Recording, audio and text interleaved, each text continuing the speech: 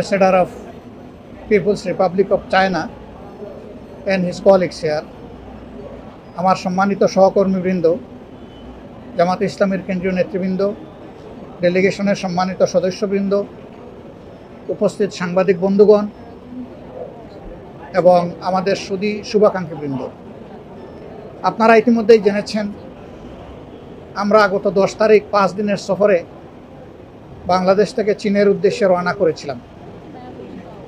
আমি অত্যন্ত কৃতজ্ঞ, আমাদের দলের পক্ষ থেকে আমি কৃতজ্ঞতা জানাচ্ছি চাইনিজ অ্যাম্বাসেডারকে। তিনি তার দলবল নিয়েই সেদিন আমাদেরকে এইভাবেই বিদায় দিতে এসেছিলেন এবং শেষ পর্যন্ত বলতে গেলে প্লেনের দরজা পর্যন্ত তিনি আমাদেরকে সঙ্গ দিয়েছিলেন।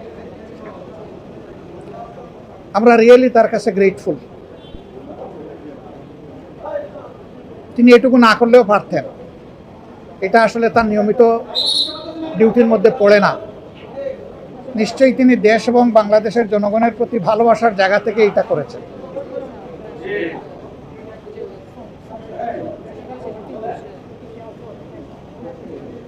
আমাদের প্রতিনিধি দলটি প্রথমে সাংহাই আমরা যাই, সেখানে বেশ কয়েকটি গুরুত্বপূর্ণ সভায় আমরা মিলিত হই এবং এক পর্যায়ে সাংহাই সিটি গভর্নমেন্টের ঊর্ধ্বতন কর্মকর্তাদের সাথেও আমাদের বৈঠক হয়।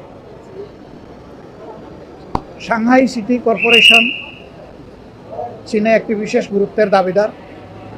ইতিমধ্যে তারা বাংলাদেশের ঢাকা বিশ্ববিদ্যালয়ে একটি চাইনিজ কর্নার ওপেন করেছে, যাতে দুই দেশের ভাষা এবং সাংস্কৃতিক বিনিময় বোঝাপড়া আরও বাড়ে।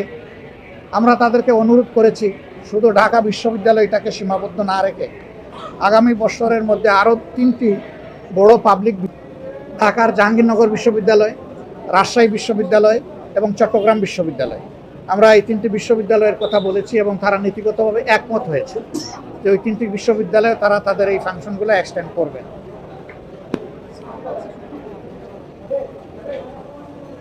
সাংহাই থিঙ্ক ট্যাঙ্ক, যেটা সরকারি, তাদের সাথেও আমাদের বৈঠক হয়েছে।